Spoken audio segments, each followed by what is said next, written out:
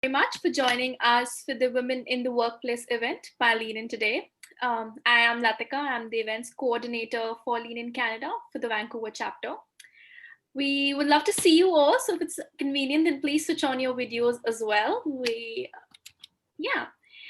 So before I introduce you to the amazing panel that we have here today, I would just like to take a moment to put forward the invitation to each one of you to join us as a member of our Lean In Canada community for the Vancouver chapter.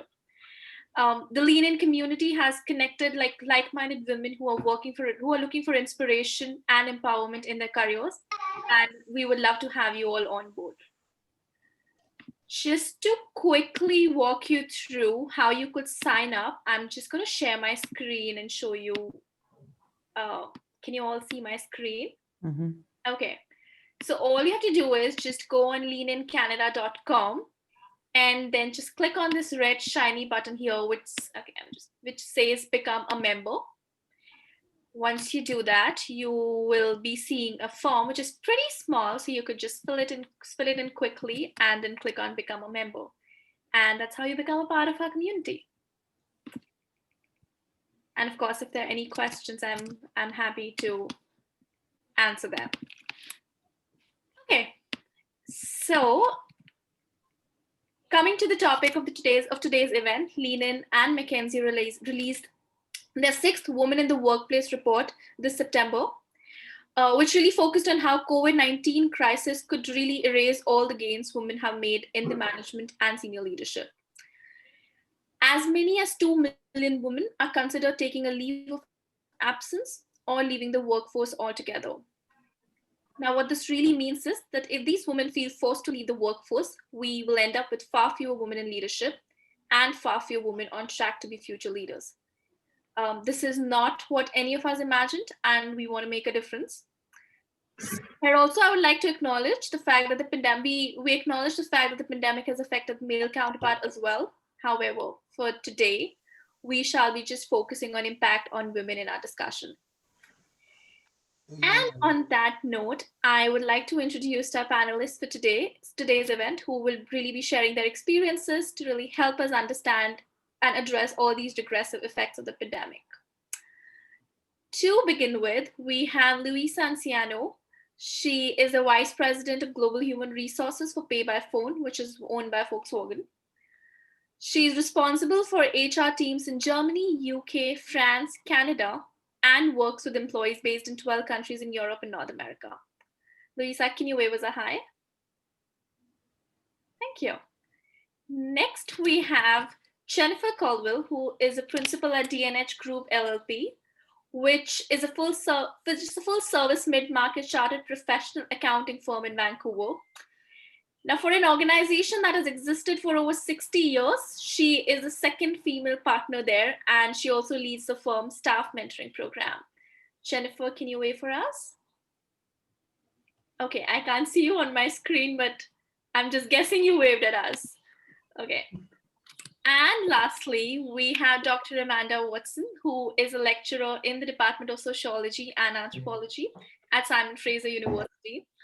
She's recently written a book called The Juggling Mother, which is coming undone in the age of anxiety, which really makes the case that mothers who appear to be frantically juggling paid and unpaid work perpetuate established social inequities of race, gender, class, and ability, even as they take on stigma and an unfair share of the load. Amanda, why don't you give us a wave? Thank you. All right, we are set to begin. I have a few questions for our panelists, and I will start with those. And towards the end, we will open it up for questions for the audience. Okay, so starting with the first question, as you progress through your careers, what challenges did you face at your workplaces, and what really helped you navigate through them? Amanda, why did you start us off? Sure. Hi, everybody. Thanks for being here. The first one that comes to mind is imposter syndrome. And we know that women and non-binary folks and people of color disproportionately experience imposter syndrome. I was a young academic when I started, and in grad school and in academia, you're really conditioned to think of your own worth as embedded in your work. So you're often justifying your existence based on like your intelligence and ability, really explicitly in my workplace. So that wasn't good for someone who struggled with imposter syndrome. And what shifted things for me a lot recently, is a conversation I had with a consultant around my goals for my life. Like he asked me to sort of like sit in my position, like, of retirement, and look back on what I hope to accomplish personally, with my family, and also professionally, like as a scholar and a public intellectual who aims to like shape this conversation about social justice. I realized that the things that were triggering my imposter syndrome the most at work were the most distant from those goals. So things that would trigger my imposter syndrome were like a term exchange in a meeting, or an email that like was strongly worded and made me really anxious. And just the thing I like the most about what happened psychologically for me to shift things a little bit is that it didn't take extra work, because we all have full plates, right? So I implemented this shift immediately. I just started thinking about when I got that like shame spiral starting to happen after an encounter like that, or after teaching a class when a student sort of challenged me, and usually I would like leave the classroom and hate myself for a few hours, but that would impact my performance on other work that served my personal and professional goals. So in short, it's like not about not doing those tasks and not being a good kind of colleague or citizen at work, but reframing them to think about them as like the things that are maybe triggering of something that's hampering my performance that I can let go. Thank you, Amanda. I think that was indeed something I really look forward to listening from you. Should we go to Lewisa next? Why don't you start us, Lewisa? So I think for those of you who can relate to me about being different and unconventional and deep, beating to your own drum, I think that's been my challenge through the workplace. Those of you who know me, thank you, Angela, for inviting me to this panel. I am not a conventional HR person. I am very atypical. I speak my mind. I wear my heart on my sleeve. And as HR professional, that is not normal. And I speak truth to power. And I do not play the politics. And it's taken me, a while over my years. I will be 50 next year. And it's taken me a while to sort of be comfortable with that. And there's been moments where I am like, I beat myself up because I have not gotten a promotion. I was a vice president in one job, and they want, the job was going to be elevated to a chief level position, and it was my job, and I didn't get it because I just wasn't political enough. And I was okay. I was comfortable with, the cost of that. So I think, as a leader, you have to be able to be very clear and stand in your own power and be okay with yourself, because we all have our quirks and tendencies. And at the same time, be able to have your moral compass to be able to know what your negotiables and non-negotiables are. And that requires deep reflection and deep self, and having a great support system. Thank you, Lisa. I think the point that you made about being unconventional and being comfortable with it, it's so important. I'm sure a lot of people here in the audience could relate to the fact. And yeah, thank you for bringing that up. Thank you. How about you, Jennifer? Well, I think when I think of the things that I really struggle with, especially becoming a mother when I was just a senior manager before I became a partner, guilt was the biggest thing. That was a new thing for me. And I'm lucky in that my husband has taken on a lot. And although in that matter, that also brings me guilt, where, what I grew up with was my mom worked part-time, and, she had the little snacks ready for us when I got home and that kind of thing. And I think it took me a while to realize that I'm not, you can't do it all. And I'm not going to be there at home giving my daughter a pizza bun at the end of the day. That's going to be my husband. And just being okay with that. letting things go a little bit where they don't really matter. You're really picking and choosing what's important to you. And one example that it felt so good to let go was Christmas cards. Every year I would do Christmas cards, and because I'm myself, I want to put a personalized note in a Christmas card, because to me, if I'm not doing that, why am I sending these Christmas cards? So one year it just became too much, and I realized that my husband didn't care if I did this. I'm not sure any of my friends cared. I'm sure, you know, everyone likes getting mail, but besides that, it was just causing me all this stress, and I had them piled up, and it would stress me right out. Anyway, years ago now, I just thought, I'm not going to do this anymore. Sorry, like, you're not going to get a Christmas card from me. I will maybe bring one at Christmas when I see you, and that's what we ended up doing. And now we bring a card with a couple of pictures to whoever the family we're visiting at Christmas. And I still love that I did that. I mostly don't feel guilty about that anymore. But yeah, the mom guilt was probably one of the things that affected me the most. And I had a couple of things when I was thinking about this question. A couple of things went through my mind, and then I realized that I live by a couple mantras that have helped me through.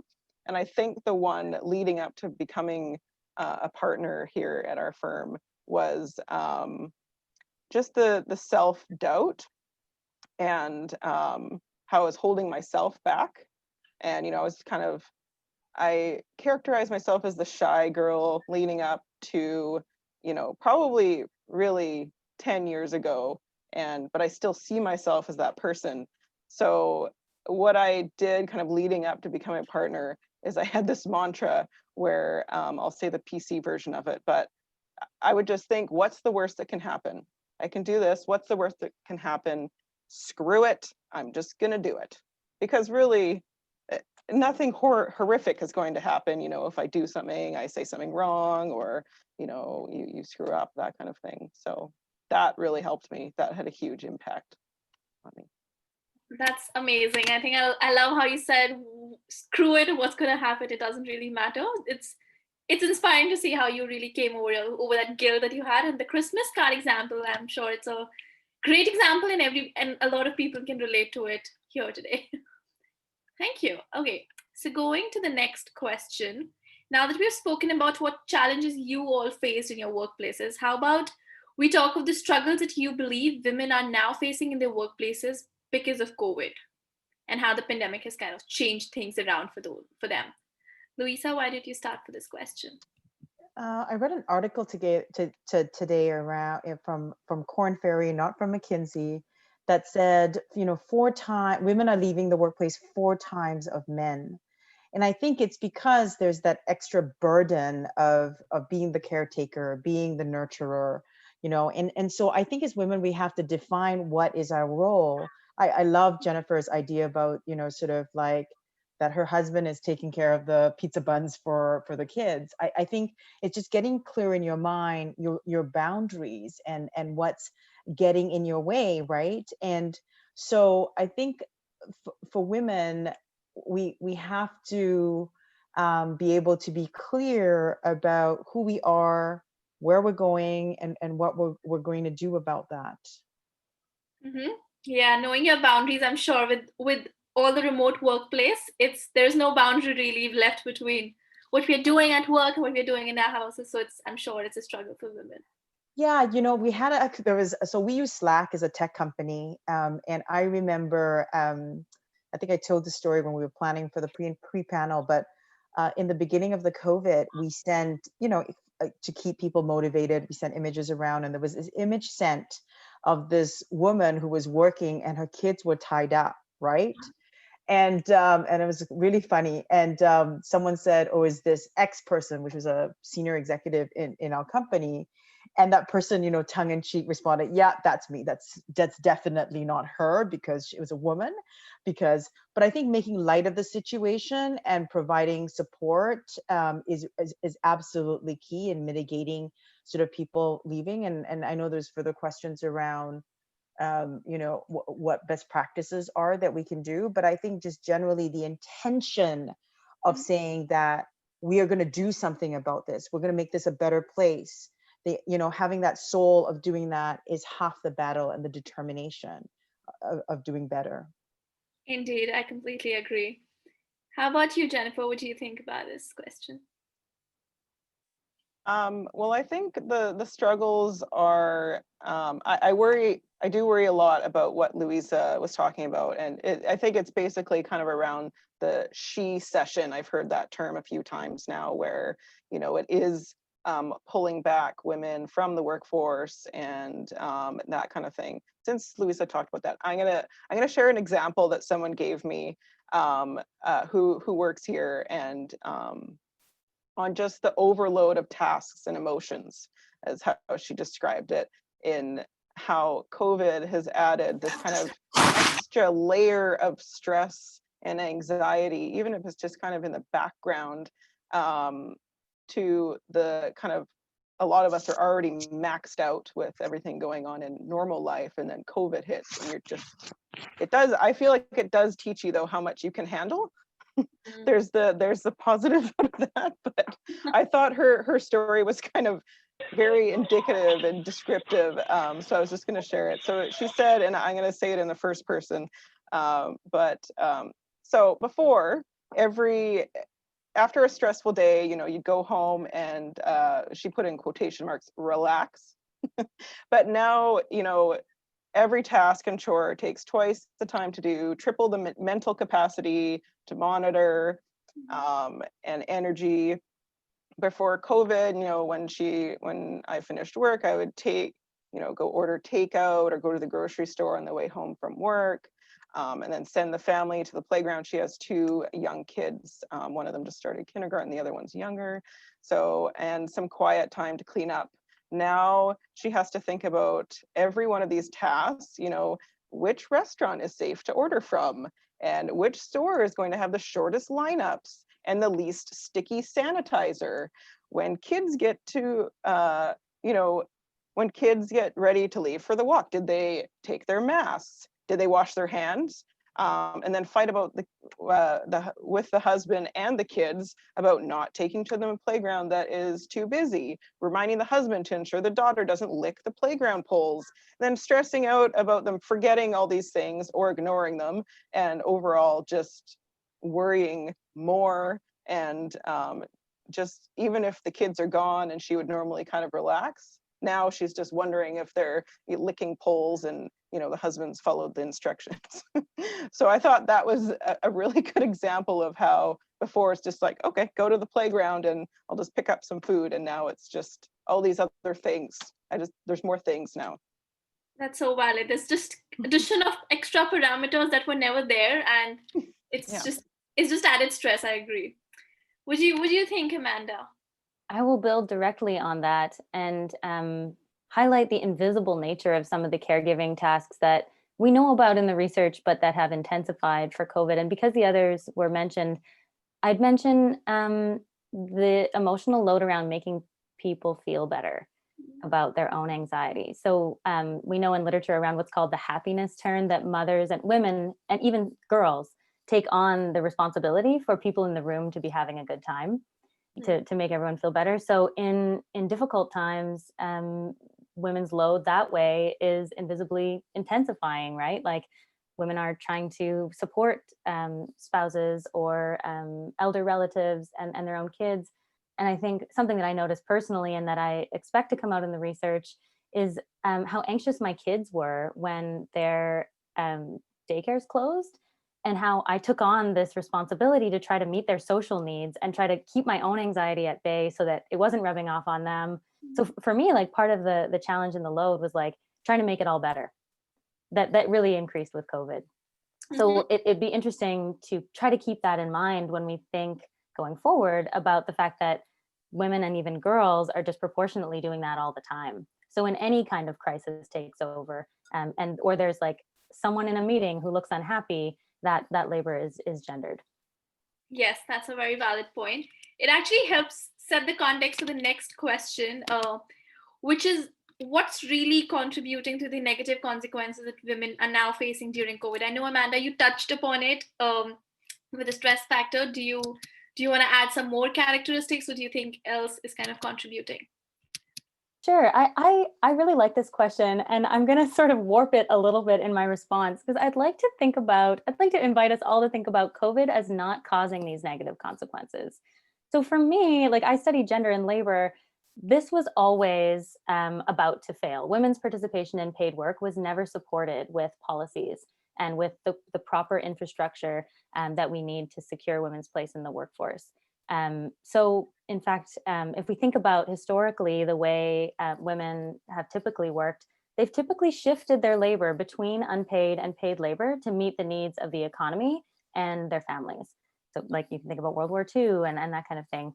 So in fact, like COVID, the crisis that we're currently dealing with has illuminated the gaps in the system that were always there, but it's going to happen again. So in fact, we should think about how women are being ejected from the workforce now as something we could have seen coming, and that will happen at the next global pandemic or the next major earthquake. Because I'm sitting here in Vancouver thinking about that.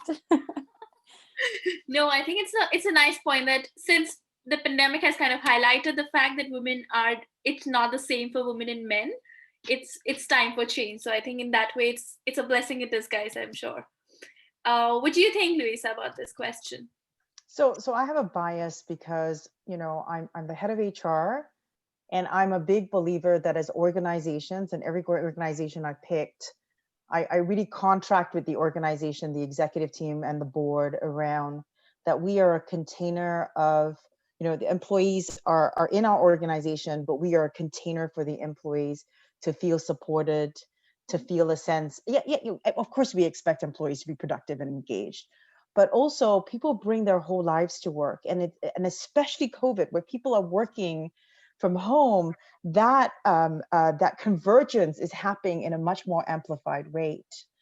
So, building on what Amanda is saying about the emotional load, we've created in our organization an environment, and I think it was always there, but definitely amplified in the last 6 months, of support, of transparency, and of authenticity. And I'll give you a personal example. So, I took on this job in May. I was consulting with them prior to that. And so I have global HR teams as per my introduction. So I'm up at 5 and I am on European time at 6 a.m.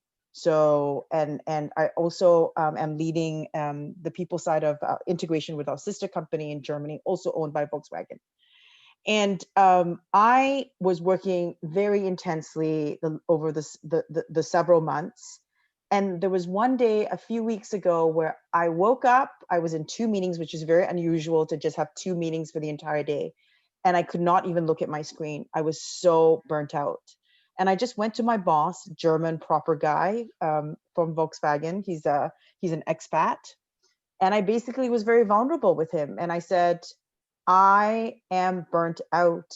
I am not able to work at this point in time. I need a few days as a break. I'm going to still try and do my meetings, but I need to pace myself.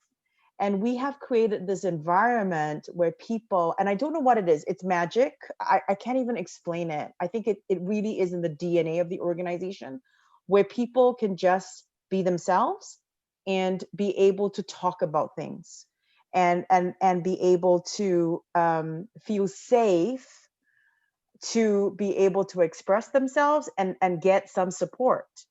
And I think that, that's half the battle, to be able to acknowledge with important people like the CEO in a fearless kind of place, like not a fearful place, that, it's things are not working, and having not that sense of judgment, right? Because I think he knows that I've worked really, really hard.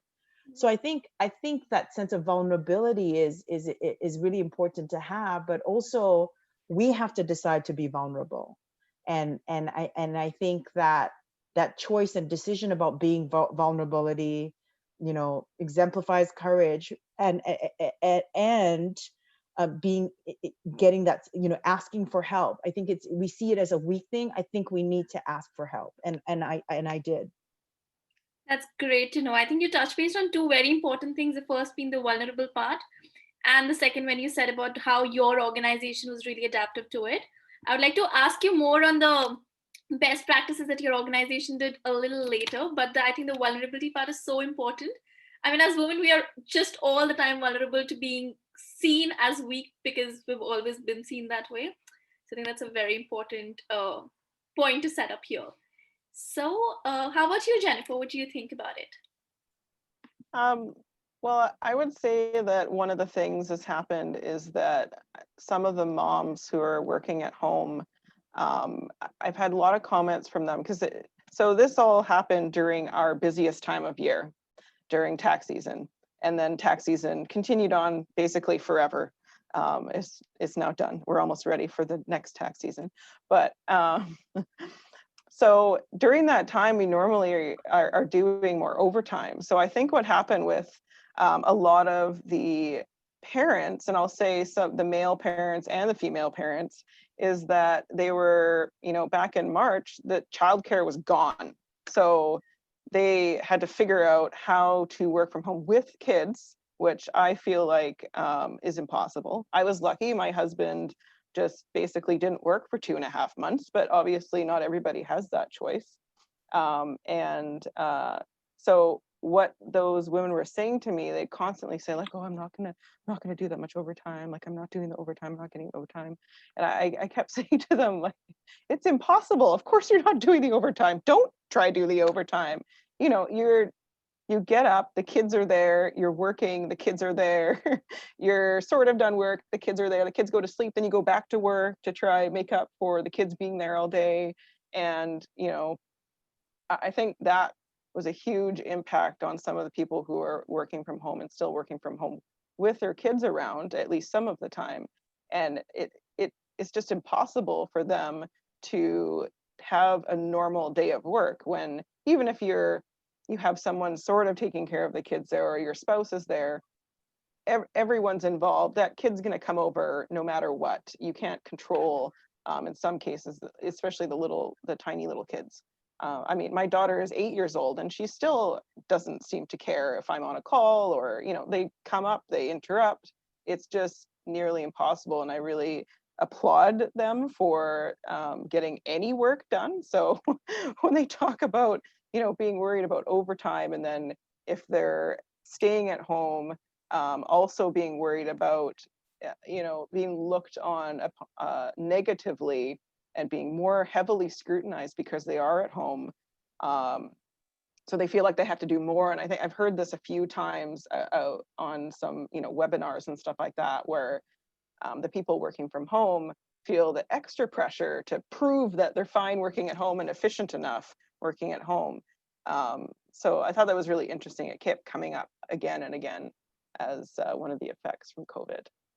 That's interesting to know. And first of all, kudos to you for taking care of your kids in that busiest tax period. And of course, in fact, kudos to your husband as well for being so supportive about it. I think it's not very common, and it's nice to see that for sure. Okay, so going to the next question, as successful women in your specific domains, what are your recommendations that can help women take charge and find opportunity in these difficult times? I know, Lewisa, you started this an answer in the previous question, so why don't you take it forward for us? I think I'm always a cup half full kind of person. So I naturally have this energy and positivity piece. So I think really, it sounds so cliche, but I think really looking at the brighter side of things, there is an advantage, to this COVID. Like, I am not traveling and saving lots of money because I do spend a lot of money on travel. So I always try and look at the positive sides of things. But I think, Jennifer talked about something called, I wrote it down, sort of the self-doubt. I think it's really important to understand your gremlins. And there's this exercise, and when I chat with people who are really stuck, I ask people to draw their gremlin. What does that look like? What does your self-doubt, thing look like? And to put a name on it, right? Like name your gremlin. And my gremlin is her name is Pat, and it's my mother, right? So sorry to get so deep about this, but I think we have to stay positive, but we also need to really figure out what is our inner voice that keeps us negative and keeps us holding back, and it sort of strengthen our strengths and mitigate our risks. So that's kind of what I've done, but also things like relationship building. I know Jessica's on the call, and I haven't talked to her in years, and she reached out, and it was such a lovely 45 minutes. Just Jessica, if everybody knows, she is a PwC partner, probably one of the smartest women I've ever met. And just engaging with her virtually for 45 minutes was great.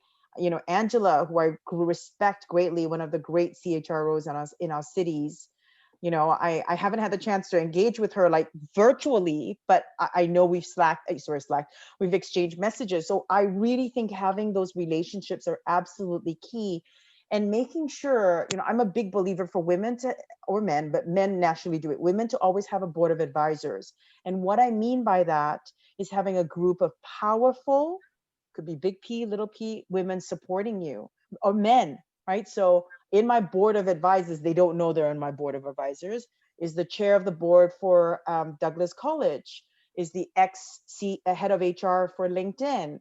So these people are all there for me in some shape or form to support me, to be my sounding board. And it's really important that you have a group of very diverse people that can help you be better and open doors for you and be your sounding boards. I think that's a very valid point. I need to do my homework tonight to really figure out who are the people in my women club for sure. So yeah, thank you for that. Jennifer, what do you think about this? I love all of those points, and I feel like you've probably listened to the power of vulnerability, and which I love. So I think that I put down a couple of points here too. The sounding board is, I think, so important. I don't know what I would do without the other female partner here who came before me, just to kind of talk everything out. And I think that's what a lot of the male partners don't understand, that I don't need them to fix anything. I just want to just let it out, and then I can move on with my life, most of the time. And then there's also wine at home. But yeah, so I really that resonated with me, definitely. And then the other thing, my things were just little things. So what I've noticed is that now everything is too accessible to us, because we've, at our firm, we started using Microsoft Teams. So now I have Microsoft Teams on my phone, WhatsApp, messaging, phone, my work phone, home phone, like all these different ways, email, and all those things I just found were killing me. And especially during busy season where we're working more. And so what I did on my cell phone is I killed Microsoft Teams notifications. So especially on the weekends where I'm already working enough, that's not a question. So on the weekends is really where I've chosen my time, and that is my time with my daughter. I work more during the week, and then my time with my daughters on the weekend. And I turned off my notifications for Teams on my phone. So if I knew something was going on, or during our busy season, if someone was working on something for me on the weekend, then I could go and check it still if I wanted to, but it wasn't that I made it my choice whether I was interrupted or not. So I could choose the time for that to happen. So I thought that was big, because it was just, I'd be having a nice afternoon or something like that, and I'd get this message popping up on my phone and on my Apple Watch, which is, I don't know, I haven't decided if I love the Apple Watch, because you do get the notifications on it too. So I turned off those, at least the Microsoft Teams notifications, and it made a huge difference, because then you really can leave it alone. I don't have email notifications on my phone either, so it is my choice. I still am a chronic kind of checker of my email, but it's my choice. It's not going to interrupt me when I'm having a good time with my daughter. So I think that's sort of, you know, the opportunity. And I also love what Lewisa said about the positivity too, which I find is quite difficult these days, but finding those moments. So I definitely don't want to be interrupted with work during those moments, especially on the weekend. So yeah, that's the space between your work life and your personal life is so important. Back, just kind of giving an example, back in India when I was working, maybe like there were times when I was doing 16 hours a day and I was just really sleeping. And I deleted Outlook for the weekend, and I think that was the best weekend ever. It's just that it came back in the phone on the Monday morning as well. So I need to do that as a continuous practice going forward for sure. Going to Amanda. Amanda, what do you think about this? I've been saying to both of you in response to this. I loved both of your responses. I loved, Jennifer, how you just owned, like, I do work enough, because I can tell you sometimes my gremlin says, work harder, right? Work more. I love the gremlin. I'm going to detail the heck out of my gremlin as soon as we get off this call, so I can like really start to picture that voice. I've been like calling it my mean voice, because there's definitely that shapes like my willingness to be vulnerable, and especially my unwillingness to be vulnerable. So I guess I'm just echoing what others have said, but I would call this allyship, right? Like your board of governors, your trusted advisors or friends in the workplace. I think that it applies outside of paid labor as well, right? Like if you are a mother or caregiver, you need to be able to know your gremlin and think about who your board of advisors are to get through the stuff of child rearing and domestic labor. So I think those are both really applicable metaphors. And I guess the thing that I would add is I think most people here are interested in shifting workplace culture, right? In some way, diversifying the C-suite or just organizations in general. And I think through allyship, right? Through like building networks and having the courage to be vulnerable because you know someone has your back in the workplace and outside of it, you can actually risk changing workplace culture. Like I find it really hard to interrupt a norm that's happening at a meeting. Like just to be completely practical, right? If we're talking about promotion or performance reviews and I ask a question, kind of a leading question, and I hear, well, that's just the way we've always done it. I am not comfortable saying, maybe we should write that down and be more transparent about it so that people who didn't grow up with academic parents know what the heck we're evaluating. I'm not there in my career yet, but I think that's the goal, right? Is like, we don't just want to change, like we don't just want different faces around the boardroom table. We want to change the furniture. And I think that happens through collective action and allyship. That's such a valid example that you just brought up here. I'm sure it's so relatable, and it's so close to the heart. I'm pretty sure. Change the furniture. Love that. Okay, next question. So what are some of the best practices that organizations globally, or your organization in particular, is doing to support women during these difficult times? Do you want to start, Amanda? My answer for this is very short. We didn't do much. The university is collecting a lot of data, which is great. Love data, very powerful. So I think that when they have that data, they will get a sense of, the identity politics involved in who is the most burnt out. But I will say that I got an offer to attend a coffee clutch over Zoom to talk with other mothers who were struggling with their load. And I wanted to flip my desk. I was just like, that is not the kind of thing that I need right now. Like another Zoom meeting to be like, yeah, you burnt out? Yeah, totally burnt out. So it's important to build community, yes. And I totally agree with what Lewisa was saying. Like we bring our whole selves to work. And so to be able to joke around, and to be able to vent, that really helps. But at that time of crisis, I needed someone to say, how can I lighten your load? You're doing an impossible thing and we need to protect you because you're going to burn out. You're going to suffer mental health consequences. And that didn't happen. So I would just encourage all of us who are in these positions of leadership to think about how we can support in ways that that don't feel like lip service to someone who's really feeling like they're in the trenches of a crisis. Yeah, I think that's super valid. What do you think, Lewisa? I think advocacy and sponsorship is really critical when an organization is going through crisis. And one thing our CEO did, immediately as COVID was unraveling, was he called the chairman of our supervisory board and also the chairman of our parent company to say, okay, are we safe and secure as an organization? Do you anticipate layoffs? And maybe this is how the Germans work with and I'm learning because I'm new to the organization. They have a very, very, very, very strong moral compass, very, very strong. And the chairman board says to my CEO, assure everybody that their jobs are guaranteed and that we will continue to invest in the organization and will even accelerate.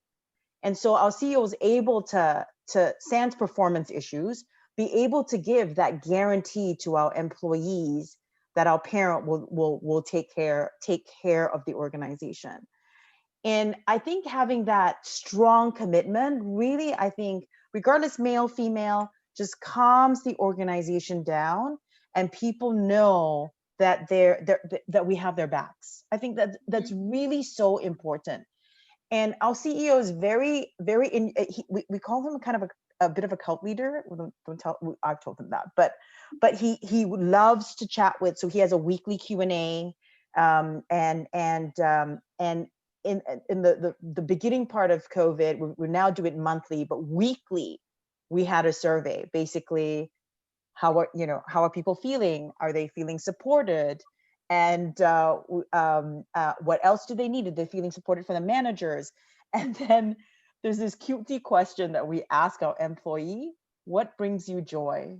What brings you joy?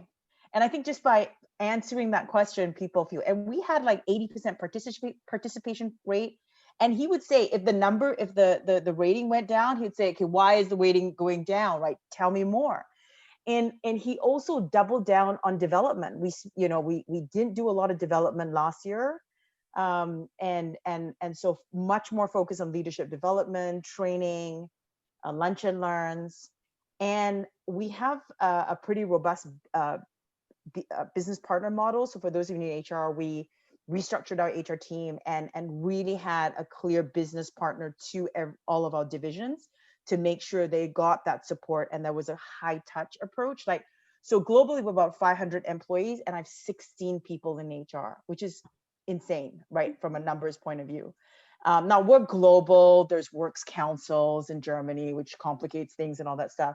But that is a big investment in HR for organization this size. It is global, it's complicated. As I said, we're in 12 countries. And so I think that advocacy, the listening exercises, and having the intention to listen, and we don't just listen, we do something about it. And if we don't do something about it, we'll tell you we won't do something about it.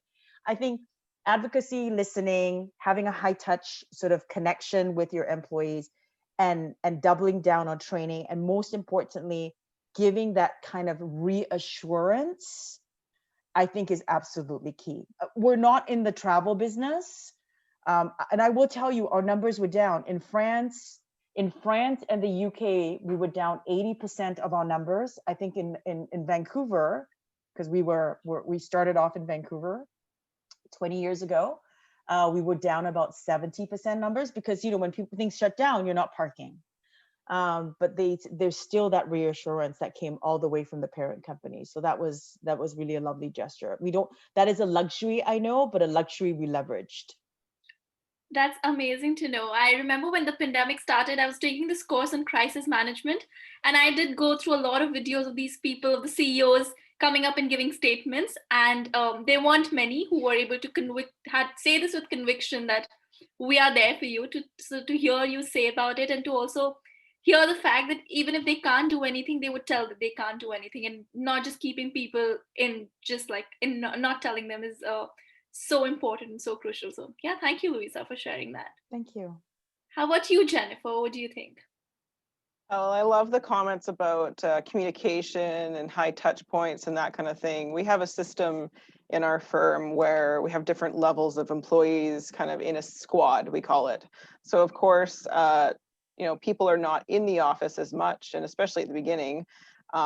So we implemented, more communication, making sure we call them squad leaders, so the more senior person in these squads to check in, have weekly, daily check-ins with our newest staff, which is I think we feel pretty terrible for our newest staff that, some of them started just in January and there's so much to learn, and you would normally have 5 other people around you to ask questions to, and it's just not the same, entering into a Teams call with someone for some help, even with the screen sharing feature and all that kind of stuff. But I think I'll add on Louisa's comments on some of the things that we did, and I would say it's the little things that some of our mainly managers at home with kids and stuff have noticed and just noted to us that made a difference, so they didn't feel as bad being home, I guess. But it was more the flexibility of the work hours. So,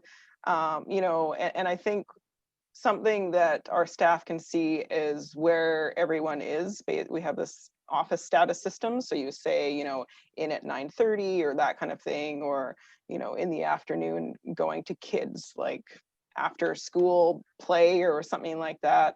And you see, and I think it's the best to see the male partners doing that too, where we have a few that I know come in late every day because they're doing the drop off at daycare or school, or they leave earlier in the afternoon for kids activities and stuff. So I think it's really important for the staff to see that kind of behavior and to show that it's okay, like the partners are doing it too, modeling that sort of thing. And then because our staff seem to want to work, and that's another thing that some of them feel guilty about, is that they want to work, and I think some companies are having more sick days or more days off or that kind of thing, but we haven't implemented any like overarching policies like that. But I think the flexibility is really important for everyone, really. And then, sorry, I'm just looking at my notes. The other thing was on these video calls where we have a couple of parents working at home, they have their kids kind of crawling all around on them, and some of them, they apologize after, oh, I'm so sorry. Like, obviously you can't control a 2-year-old or even a 4-year-old or even an 8-year-old for coming over and kind of joining the call. So I think just having all the partners be open to that and kind of be like, oh, hi, daughter of the child, or how's your daughter doing? How are you doing? Oh, and can you help me with this tax thing? But I think they seem to have appreciated that, the check-ins and the genuine, wanting to know how things are going. Someone was just telling me recently how one of the, they had that question, one of the partners asked them, oh, how are you? How's your daughter? And then she's saying, oh, my neck really hurts, and then he stands up and starts doing like exercises for his neck, showing her, so it's just the time. Time is so important to us as accountants. That's our commodity, basically. All we have is our time. So to give that time to that manager is really valuable, and I think it goes a long way to show that they really do care about the staff. So I think just those things, like when I'm on calls with staff, when the little daughter comes in, I put the balloon kind of background on the back, just to kind of encourage that, like, it's okay that your kid's around and it's fun. I like seeing your kid, that kind of thing, rather than like being weird about it. Yeah. Yeah. Thank you for sharing that. I think all three of you brought in such great practices. For everybody here in the audience who are leaders, they can incorporate those practices in their organization, and for all employees out there, they can ask for those things. And that's the next action item I can think of. Okay, so one of the questions is that for Amanda particularly, I would love to read your book, The Juggling Mother, and would really encourage everybody in the audience to read it as well. But at this point, it would be really great to hear from you about some of the surprising elements that you found in your research when you were putting together this book. Thanks for that plug. I really appreciate that. Maybe to start, I'll just uplift something that Jennifer was just saying. Research on gender and labor, especially in workplace cultures, shows that if family-friendly flexibility policies are in place, but that they're not modeled by leaders across genders, then they remain stigmatized. And then people don't take them unless some people, namely women with children, need to take them, or women who have like elder care responsibilities. And then they stay stigmatized, and that affects the advancement of those people with caregiving responsibilities. So probably many of you who are in this role know about this, know when policies are stigmatized. But just to sort of respond to something that was going on in the chat, I think it's awesome that your firm has been able to give an example of, people who are taking advantage of the family flexible policies, so that it's not just junior women taking those policies and then being sort of looked down upon in terms of their productivity. Thank you. I was thinking, Lewisa suggested this in our pre-chat. I'm feeling really nervous right now because I'm about to be vulnerable. I'm just going to respond to the question by reading a really short paragraph in the book and then sort of explain it. So I'll just read and then talk. And I realized it just got dark outside, but I'm too nervous to go turn the light on in here, so I'm just going to lean forward. Okay. It's okay. This is good. Okay, here goes. When I became pregnant for the second time, I felt the duty to perform my competence intensify. Now the mother of a young toddler, my body would soon reveal my maternal status to my colleagues, and I would once again feel the sting of internalized misogyny as I imagined my pregnant body to be antithetical to the unencumbered intellectual mind.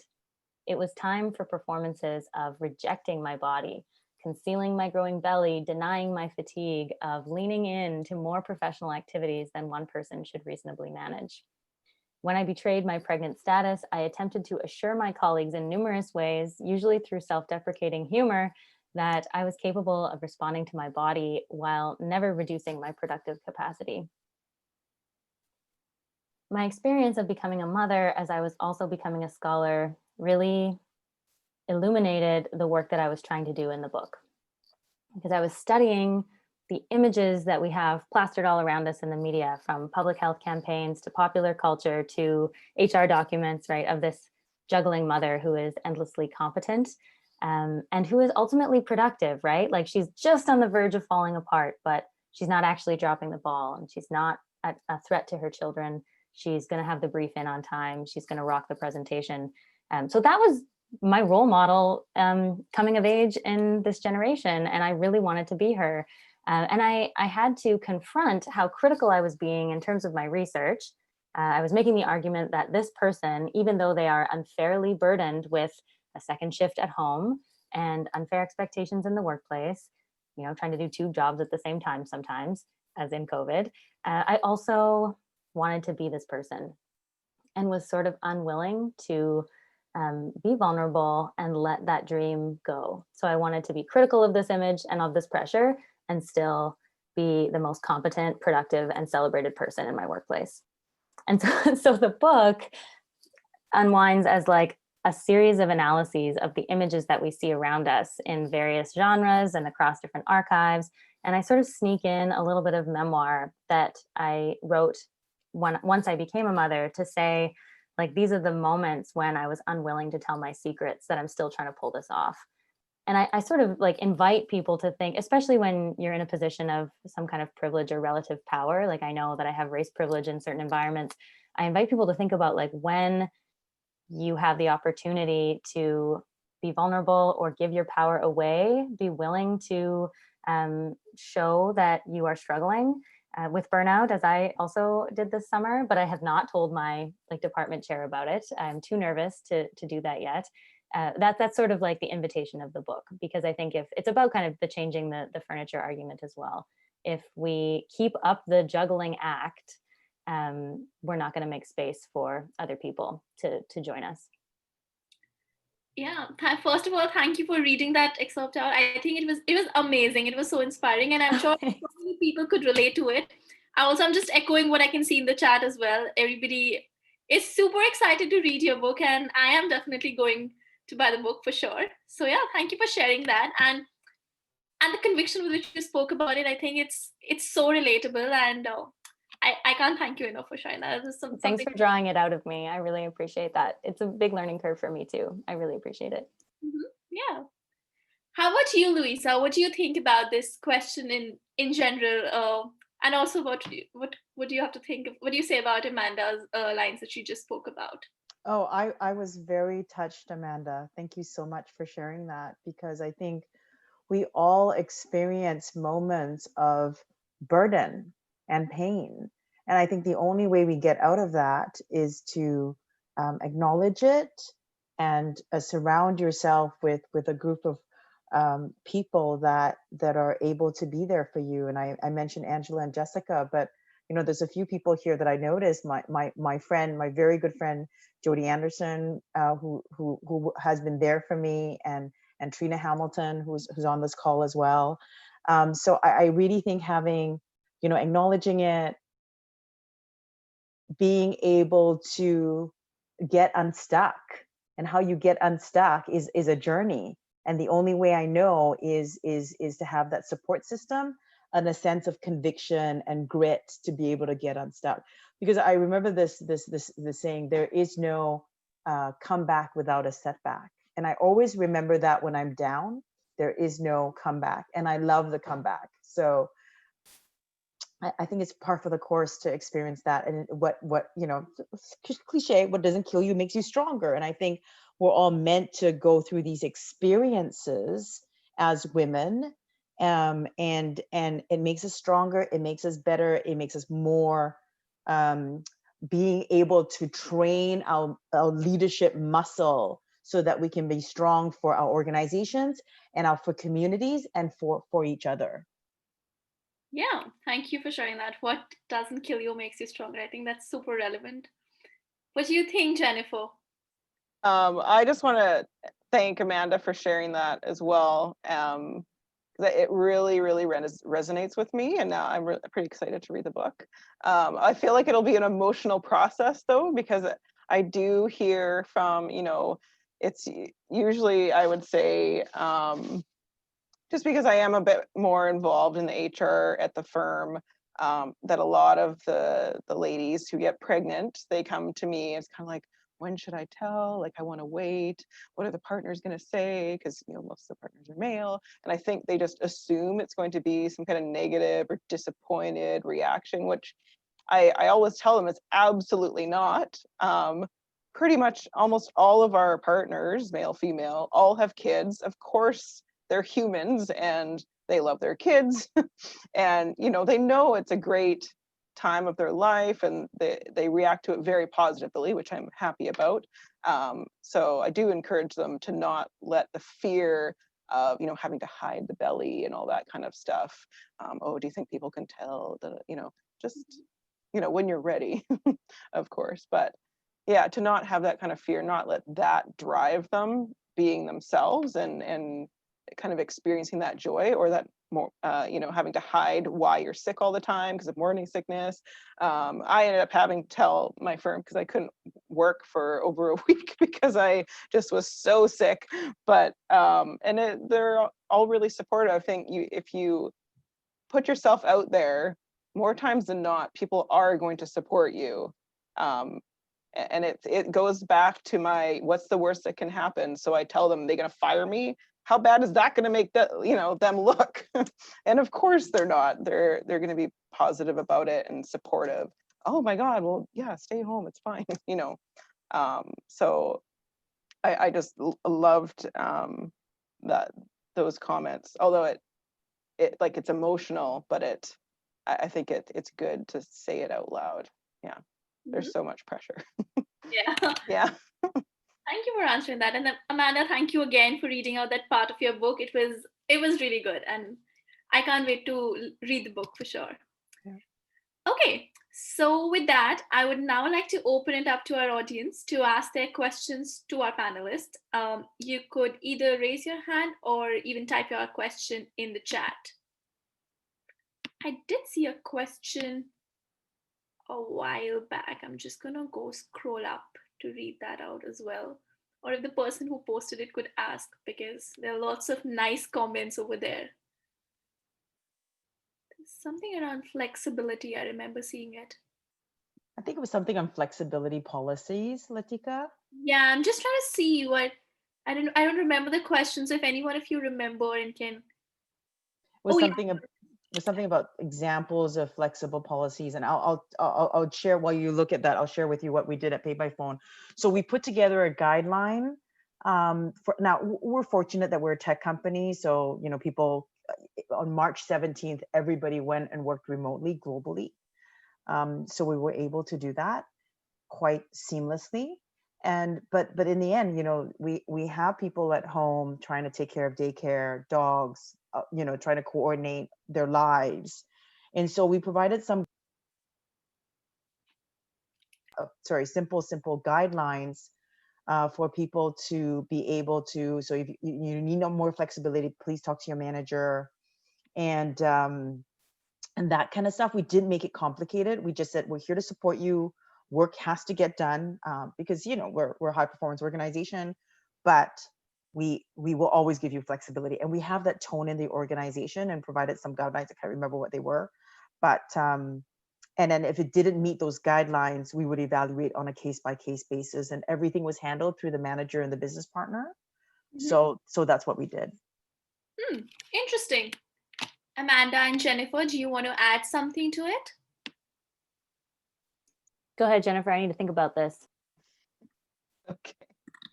Yeah, so we don't have any written policies on it, but we did have a lot of emails at the beginning, kind of saying how, if you need more, if you have any issues, kind of more of a broader thing, because we were trying to figure out, we started these shifts where some staff would come in and some staff wouldn't, because the problem that we had during our busy season was that a lot of our clients, despite us trying to encourage them to send electronic documents, either cannot or don't know how or don't have a scanner and all this kind of stuff. So we were still getting a lot of paper. So probably more so in May, we had more some staff kind of cycling through and that kind of thing.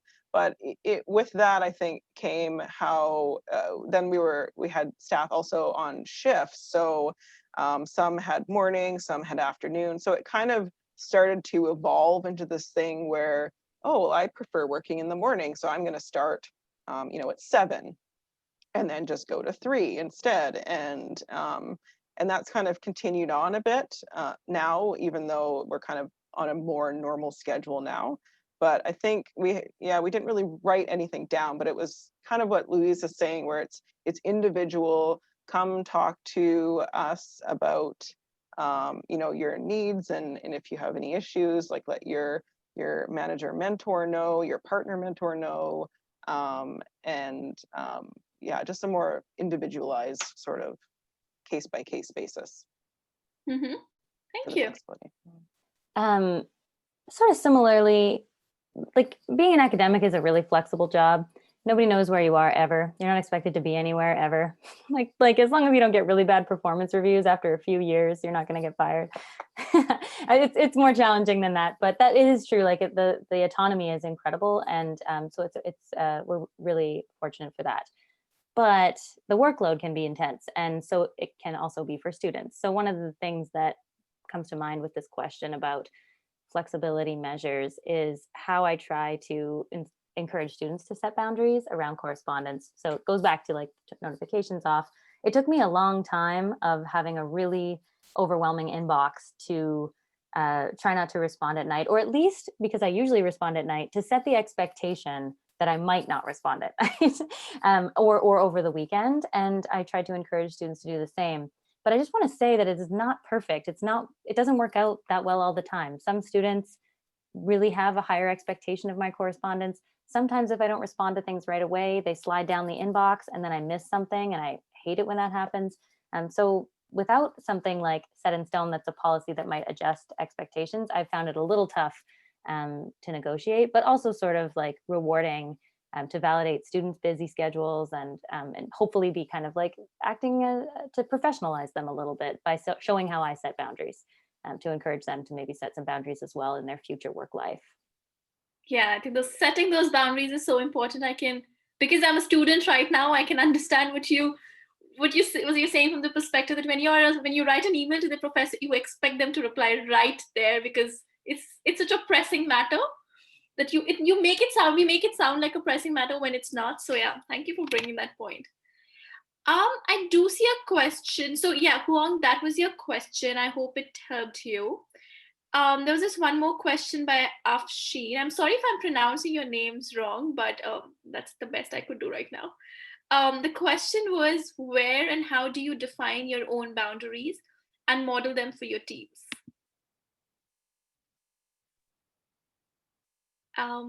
I can take this one. Okay. So it's kind of going on what Amanda talked about. So with the emails, my boundaries are similar. Even if I choose to do some work in the evening, I typically will not send an email to more so clients, but also usually staff, to try model that behavior to not be working in the evenings past say 6 or 7 p.m. Despite, after my daughter goes to sleep, sometimes I'm on the computer at 9 or 10, but I don't want anyone to know that I'm on the computer at 9 or 10 p.m. So the boundaries, I do think, is something that's really important. And so that's one of the things that I've done and encourage the staff to do too. So a lot of the times if they do respond to me immediately, I kind of chastise them. What are you doing? Get off your phone. I'm sending this right now, but I don't expect you to respond. So turn your notifications off. That's for sure something I think everybody as an employee would be looking forward to, having those leaders who can tell them to shut this off right now. What do you think, Lewisa and Amanda? Do you have any further thoughts on this? I think it's a bit more complicated with our situation because we're a global organization. And one of the goals that we made for this year is to be much more globally minded. So last year, everybody, France, UK, Germany, we'll just use the main regions, Canada operated very much like silos, right? Each business, each region did their own thing. I'll just leave it at that.